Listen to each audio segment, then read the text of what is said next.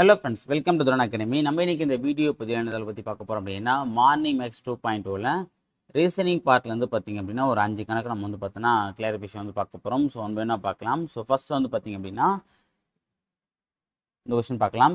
குமரின் தற்போதைய வயதின் 2 மடங்கோடு 1ஐ கூட்டினால் கிடைப்பது.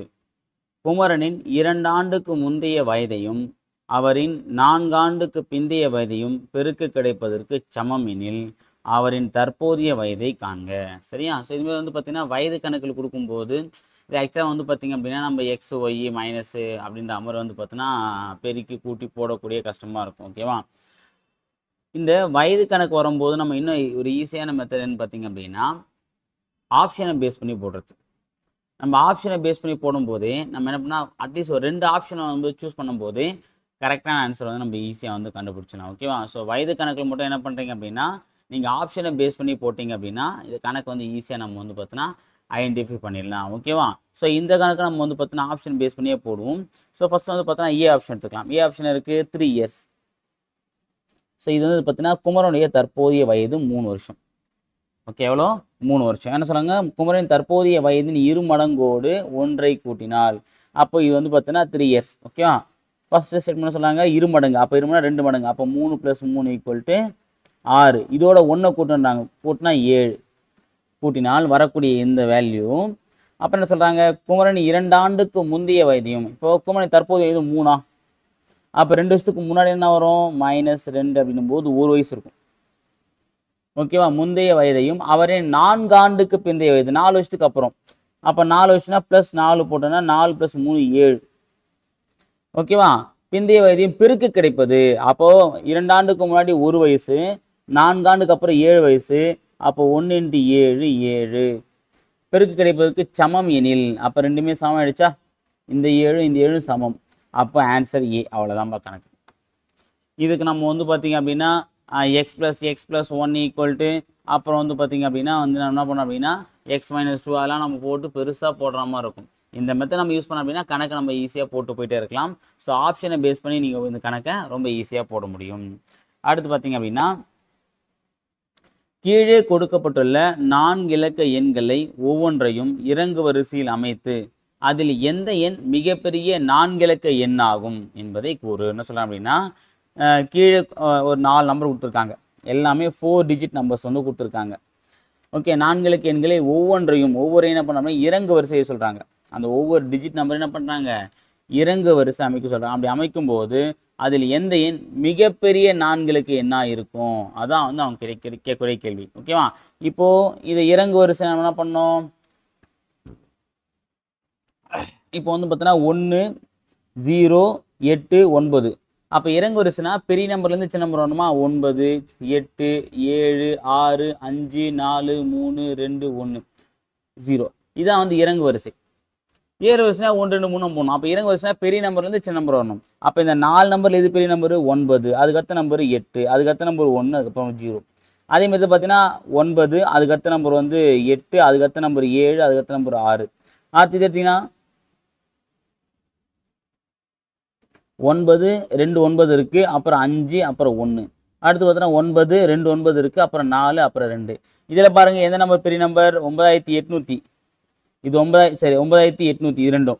இது 9900. இது 9900. அப்போ ரெண்டுத்தில் வந்து பார்த்தீங்கன்னா 51 தான் பெருசு. 42 அப்புறம் தான் வரும். அப்போ இது பெரிய நம்பர். இது அதுக்கு அடுத்த நம்பர். இது வந்து பார்த்தீங்க அப்படின்னா அதுக்கு அடுத்த நம்பர். இதான் நம்பர். அப்போ பெரிய நம்பர்னு பார்த்தீங்க அப்படின்னா 9951. இது எந்த நம்பர் ஆக்சுவலாக? 9159. Answer option C. சிறிய நம்பர் கேட்டீங்க அப்படின்னா என்ன வரும்? 1089. அதான் வந்து சிறிய நம்பர். ஓகேவா? நோட் பண்ணிக்கோங்க. அவ்வளோதான். அடுத்து பார்த்தீங்கன்னா 3வது கணக்கு. இந்த கணக்கு பார்க்கலாம். ஒரு பகடை உருட்டப்படும் போது 6ஐ விட பெரிய எண் கிடைப்பதற்கான நிகழ்தகவு என்ன? ஓகே, ஒரு பகடைனா இதுதான் ஒரு பகடை.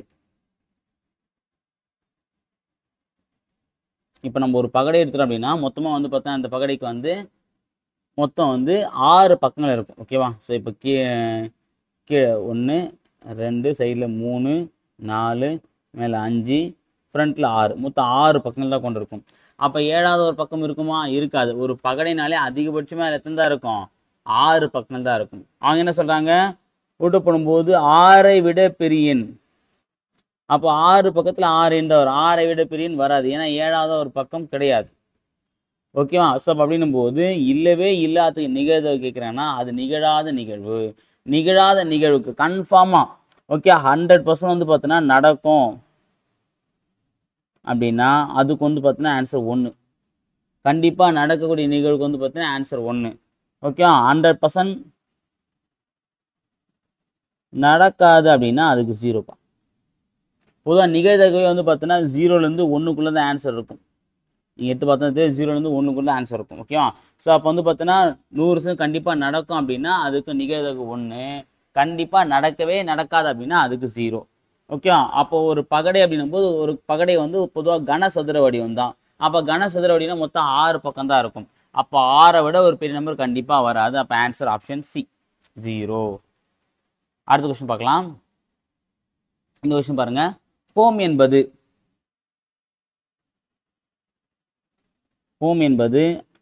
IQPI என எழுதப்பட்டால் ஆசிட் என்பது எவ்வாறு எழுதப்படும்? ஃபோம் என்பது அப்போ ஹெச்சுக்கு அடுத்த நம்பர் சொன்ன I. அப்போ ஏக்கு அடுத்த நம்பர் என்னது பி. அடுத்து பாருங்க OPQ. பி மட்டும் விட்டாங்க. அப்போ ஒரு நம்பர் விட்டு சொல்றாங்க.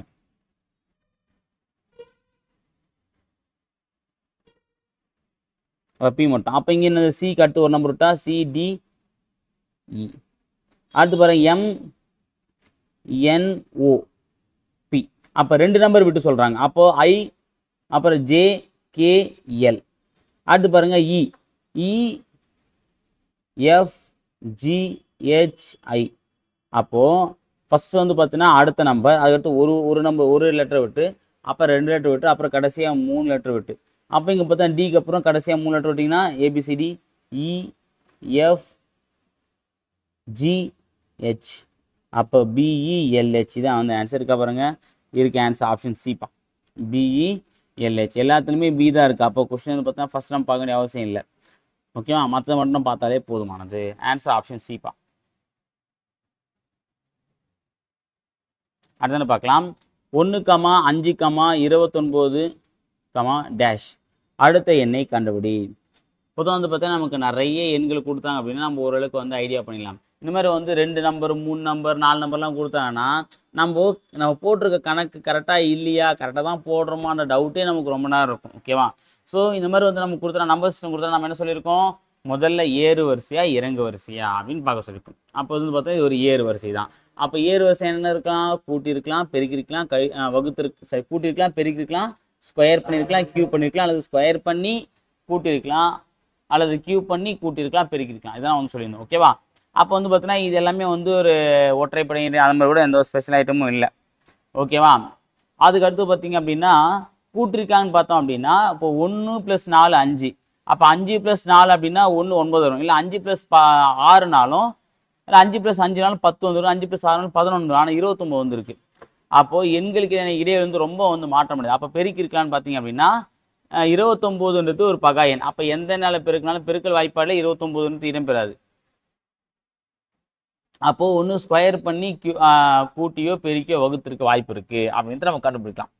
அப்போ இதில் ஸ்கொயர் நம்பருக்கு அடுத்த நம்பர்னு பார்த்தீங்க அப்படின்னா இப்போ 5ன்றது பார்த்தீங்க அப்படின்னா ஒரு ஸ்கொயர் நம்பர் பக்கத்து நம்பர் தான். ஏன்னா 2 ஸ்கொயர் 4 + 1 நம்ம போட்டுக்கலாம். 29 ஆக்சுவலாக வந்து பார்த்தீங்கன்னா 5 ஸ்கொயர் + 4. ஓகே 5 ஸ்கொயர் + 4 அப்படின்னா 25 + 4 இப்படி வரும். அப்படின்லாம் வந்து பார்த்தீங்கன்னா 3 கியூப் + 2 இப்படி போடலாம். ஏன்னா 3 9 9 27 + 2 29ன்னு போடலாம். சரியா? ஸோ அப்போ வந்து பார்த்தீங்கன்னா இது ஸ்கொயர் இது கியூப் அப்படி வச்சு பார்த்தோம் அப்படின்னா இங்கே ஃபஸ்ட்டு வந்து பார்த்தோன்னா 1 அப்படியே விட்டுக்கிறாங்க ஸ்கொயர்லாம் பண்ணாமல். அப்போ 1/1 + 0 கூட்டியிருக்காங்க 1. அடுத்து பார்த்தோன்னா 2 ஸ்கொயர் பண்ணி 1 கூட்டியிருக்காங்க. 2 4 4 1 5. அடுத்து 3 கியூப் பண்ணி அதோட 2 கூட்டியிருக்காங்க. 3 கியூப் பண்ணால் 27 27 + 1 29. அப்போ நம்ம அடுத்து என்ன பண்ணோம்? 4 வாட்டி பெருக்கி 3 கூட்டணும். அதானப்பா. ஏன்னா ஒவ்வொரு அடுக்கில் வந்து ஒவ்வொரு நம்பர் கூட்டிகிட்டே வந்து பாருங்க. 1/1 இது 2/2 இது 3/3 இது 4/4. அடிமானமே அடுக்காகவும் மாற்றி கூடுறப்ப அதோட ஒரு நம்பர் கம்மியாக இருக்க நம்பரை கூட்டியிருக்காங்க. அப்போ 4 கியூப்னா 16 16 64 64 × 4 போட்டால் 256 + 3 அப்புறம் ஒரு 259. ஸோ ஆன்சர் ஆப்ஷன் பிப்பா. ஸோ இப்படிலாம் கூட கொஸ்டின் வந்து கேட்பாங்க. நம்ம வந்து ரொம்ப ஈஸியாக இருக்குன்னு நம்ம நினச்சிட்டு இருப்போம். ஓகேவா? அதான் சொல்லி பார்த்தா நம்பர் சிஸ்டம் பொறுத்த வரைக்குமே வந்து நம்ம 5 செகண்டில் போடக்கூடிய கணக்கும் இருக்குது. அதேமாதிரி 5 மணி நேரம் யோசிச்சும் போட முடியாத கணக்கும் இருக்குது. அதனால் கொஞ்சம் நம்ம பார்த்து தான் நம்ம என்ன பண்ணோம் அப்படின்னா அந்த கொஸ்டினை வந்து ஹேண்டில் பண்ணணும். சரிங்களா? சரி ஓகே ஃப்ரெண்ட்ஸ், இந்த வீடியோ பதிவில் ரீசனிங் பார்ட்லேருந்து நம்ம ஒரு 5 கணக்கை வந்து பார்த்துட்டோம். அடுத்த வீடியோ பதிவில் வேறு ஒரு முக்கியத்தோடு சந்திக்கலாம். அதுவரை உங்களிடமிருந்து விடைபெறுவது அல்ஃபுன் அகாடமி. தேங்க்யூ.